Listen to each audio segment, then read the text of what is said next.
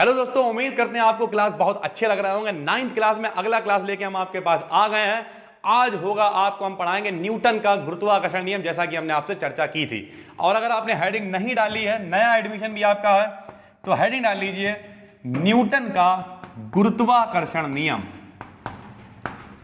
Newton का गुरुत्वाकर्षण नियम क्या होता है? न्यूटन का गुरुत्वाकर्षण नियम आइए आपको बताते हैं, जरा सुनिए। सबसे पहले न्यूटन का गुरुत्वाकर्षण नियम समझने से पहले बहुत सारी बातें आपको समझनी पड़ेंगी। ठीक, कैसे समझाते हैं भैया? जरा देखो, कुछ लोग कहेंगे हमें बहुत कठिन लगता है, कुछ लोग कहेंगे मेरी समझ में नहीं आता है। कोई दिक्कत नहीं, रिलैक्स रहो, हम समझाएंगे। जरा देखो कैसे न्यूटन का गुरुत्वाकर्षण नियम। पहली बात तो ये मोस्ट इंपॉर्टेंट है, पेपर में आएगा, लिख लो। जो हम बताएं मोस्ट इंपॉर्टेंट, उसके अलावा कुछ नहीं आएगा, बस इंपॉर्टेंट लिखते रहना। 100 में 100 नंबर का पेपर कराओगे बहुत आराम से। अब समझो होता क्या है न्यूटन का गुरुत्वाकर्षण नियम। सबसे पहले जो न्यूटन थे, उन्होंने क्या कहा? उन्होंने कहा कोई भी दो वस्तुएं ले लो। ठीक, मान लिया एक हम हो गए, एक आप हो गए, कोई भी दो आदमी। बोले मान लिया मेरा जो द्रव्यमान चलो 50 किलो है मान लिया, तो हमने अपना द्रव्यमान लिख लिया m1। वन क्यों लिखा? पहला है तो m1 कर दिया। दूसरा कौन है? इसे लिख दिया m2 से। ठीक है, बीच की दूरी मान ली r। बहुत ध्यान से मेरी बात समझिए, कठिन कतई नहीं है। जैसे मान लिया हम यहाँ हैं, ठीक, बहुत ध्यान से मेरी बात समझना। हम यहाँ हैं, मेरा मान लिया द्रव्यमान क्या है? m1, तो ये हम हो गए। ठीक, आप अपने घर पे हैं, तो आपका द्रव्यमान मान लिया क्या हो गया? m2। ठीक, अब कुछ लोग कहेंगे सर जी m1 ही क्यों माना? कोई बात नहीं, तुम a मानो, b मानो, c मानो, d मानो, f मानो, बस द्रव्यमान को इंग्लिश में मास कहते हैं। क्या कहते हैं? मास। हमारा द्रव्यमान मान लिया 50 किलो है, उसे मास कहते हैं इंग्लिश में। इस वजह से मास को m से लिखते हैं। ठीक, आप लिखने को किसी से भी लिख सकते हैं। न्यूटन ने m से लिखा, तो हम लोगों ने भी m से लिख दिया। m का मान कुछ भी हो सकता है, 40 kilo, 50 kilo, 100 kilo, 1 kilo, 2 kilo, कुछ भी, जितना भी आदमी का हो। ठीक, अब मान लिया यहां से आप अपने घर पे बैठे हो और मेरे और आपके घर की दूरी मान लिया 5 किलोमीटर है। ठीक, तो दूरी को इन्होंने कहा है माना r से। ठीक, तो r का मान कितना हो जाएगा? 5 किलोमीटर। बहुत ध्यान से मेरी बात समझिए, बिल्कुल भी कठिन नहीं है। अगर आप कठिन बनाएंगे तो कठिन लगेगा, बिल्कुल सरल है। और वैसे हम आदमी को बिल्कुल मस्त तरीके से समझाते हैं। टेंशन ना लो, रिलैक्स रहो।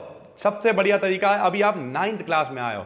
बहुत सारे लोग होंगे जिन्होंने 9th क्लास में किया हो, 8वें तक तो उन्हें जो है बढ़िया। इस साल तो कोरोना फैल गया, वरना आराम से बृहस्पतिवार को जाओ, कड़ी पकौड़ी खाने को मिलती थी, दूध पीने को मिलता था, बड़ा मजा था। वहाँ पे लिखना, बैग में पता किताबों की जगह थाली रख के ले जा रहा है, बीच बीच में थाली बजा रहा है, फुल मौज ले रहा है। वहाँ पहुँचे, थाली निकाल के बजाना शुरू है, रोटी जो भी वहाँ की बुआ जी थी या फिर जो सर जी थे, सर जी रोटी दो, सर जी रोटी दो, वहाँ पर। तो वो ज़िंदगी अब ख़त्म हो गई है।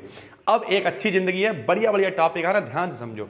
हमने आपको क्या बताया? मान लिया मेरा द्रव्यमान क्या है? m1, आपका द्रव्यमान क्या है? m2। ठीक, अब m1 मेरा 10 किलो हो सकता है। कमेंट में तुम बता सकते हो तुम्हारा वजन कितना है, 10 किलो, 20 किलो। और बीच की दूरी कितनी मान ली? r। ठीक है, मान लिया मेरा घर आपसे 5 किलोमीटर है, तो r का मान कितना है? 5 किलोमीटर। अब हम सबका तो लिखेंगे नहीं। मान लिया पता हमने कह दिया आदित्य भाई का 2 किलोमीटर, तो r का मान उनके लिए फार्मूला लगवा रहा है 2 किलोमीटर के लिए।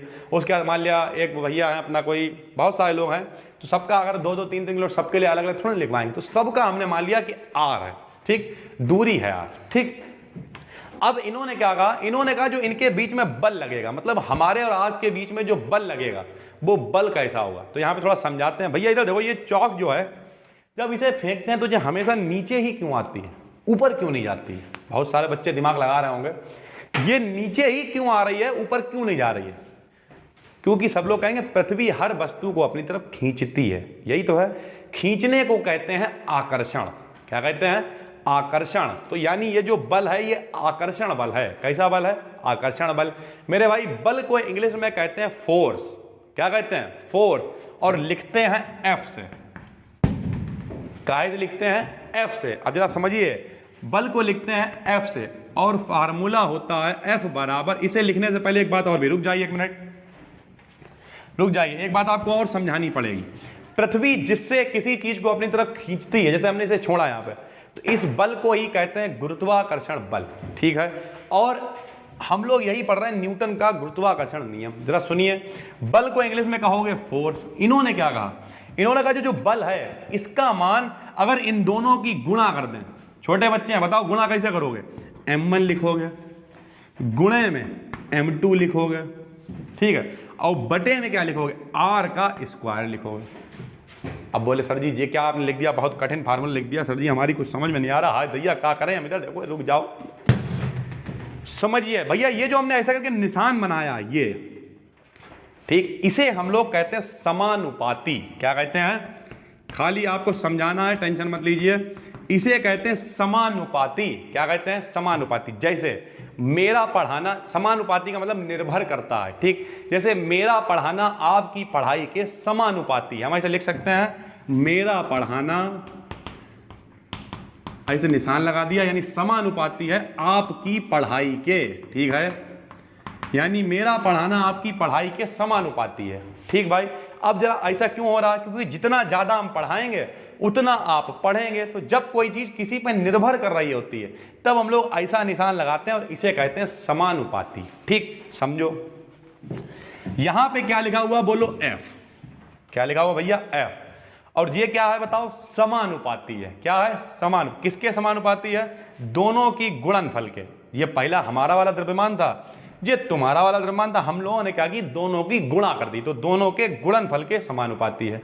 जो चीज बटे में लिखी होती है, बटे का मतलब उल्टा, हम जा रहे हैं इधर, तुम जा रहे हो उधर, उल्टा, तो जो बटे में होता उसे कहते हैं व्युत्क्रमानुपाती। व्युत्क्रम माने उल्टा, इसे कहते हैं व्युत्क्रमानुपाती। क्या कहते हैं, व्युत्क्रमानुपाती। तो जरा सुनिए नियम, इन्होंने कहा कि जो न्यूटन ने क्या कहा, जरा सब लोग सुनो, पहले याद करो। चित्र आप बनाएंगे और फिर उन्होंने कहा क्या, जरा सुनिए। इन्होंने कहा जो बल है, क्या है, बल, वो हमारे और तुम्हारे यानी दोनों के द्रव्यमानों के गुणनफल के समानुपाती, क्योंकि सामने लिखा हुआ है, तो द्रव्यमानों के गुणनफल के समानुपाती।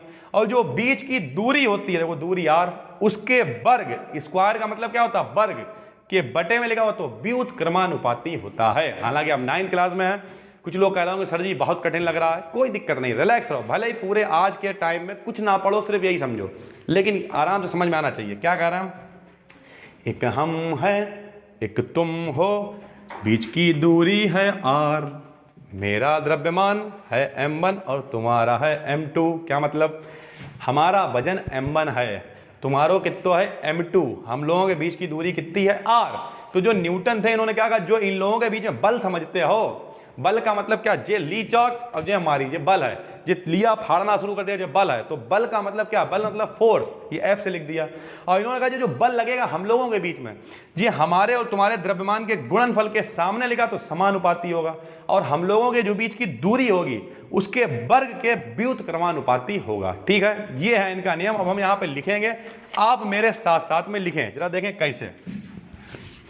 सबसे पहले आप हेडिंग डालें न्यूटन का गुरुत्वाकर्षण नियम, और ये चित्र बना लें साइड में, ठीक। चित्र में ऐसे गोला नहीं दिखाना, इज्जत से ऐसे दो गोले, ये हम हैं, ये आप हैं, और बीच की दूरी कितनी है, r, ठीक। ये तो आपने सुना ही होगा, ये हम हैं, ये हमारा द्रव्यमान है, और ये हमारी पार्टी नहीं हो रही है, ये न्यूटन का गुरुत्वाकर्षण नियम लिखा जा रहा है, बीच में बड़ा बारिल हुआ था। खैर, तो m1 हो गया, m2 हो गया, बीच की दूरी कितनी हो गई, r। अब देखो कैसे लिखेंगे, हमने लिखा, आपको ये नियम बिल्कुल याद होना चाहिए, सुन सकते हैं इस नियम, और टेस्ट जब मेरा होगा तो देंगे। लिखिए, इस नियम के अनुसार, बहुत इज्जत से, इस नियम के अनुसार के बाद एक कॉमा लगाइए, दो कॉमा ऊपर लगाइए, इसे कहते हैं इन्वर्टेड कॉमा। क्या कहते हैं, इन्वर्टेड कॉमा। तो बोलिए, इस नियम के अनुसार, कॉमा लगा के बोलो क्या, अभी आपको बताया, दो पिंडों के बीच, दो पिंडों का मतलब हम पिंड तुम पिंड, पिंड का मतलब वस्तु, दो पिंडों ना लिख पाओ, चलो वस्तुओं लिख दे रहा, सरल लिख दे रहा,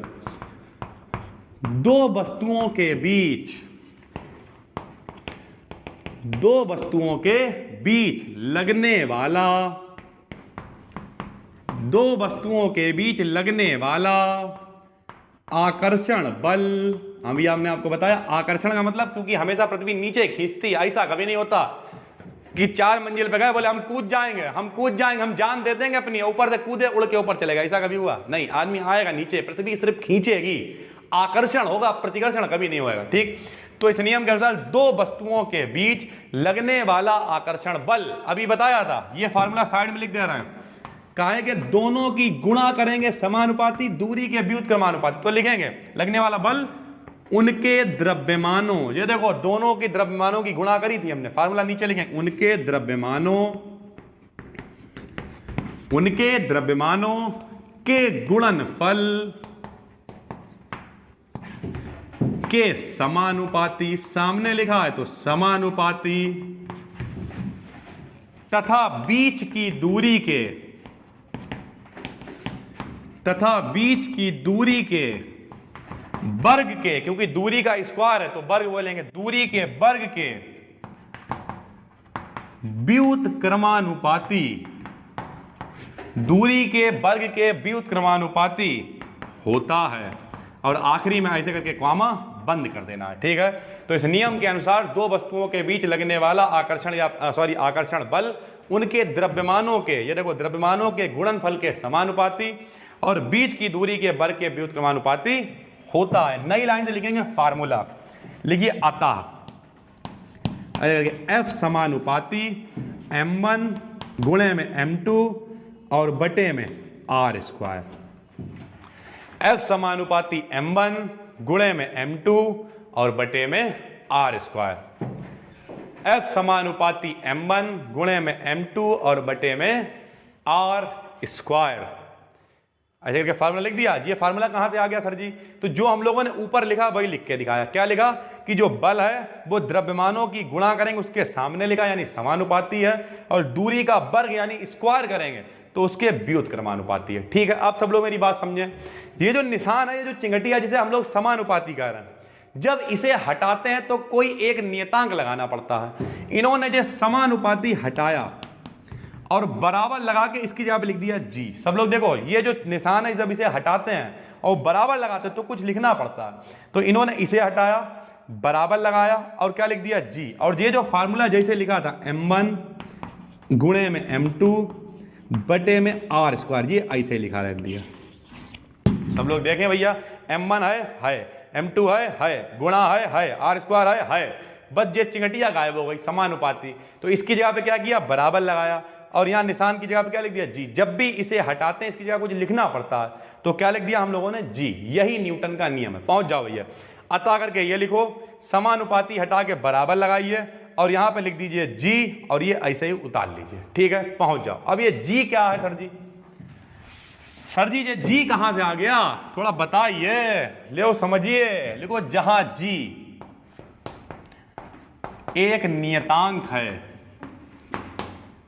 जहां जी यानी नियतांक क्या होता है, 1 2 3 4 5 6 10, जिसकी वैल्यू नहीं बदलेगी, जिसका मान नहीं बदलता है, वो नियतांक होता है। तो जहां जी एक नियतांक है जिसे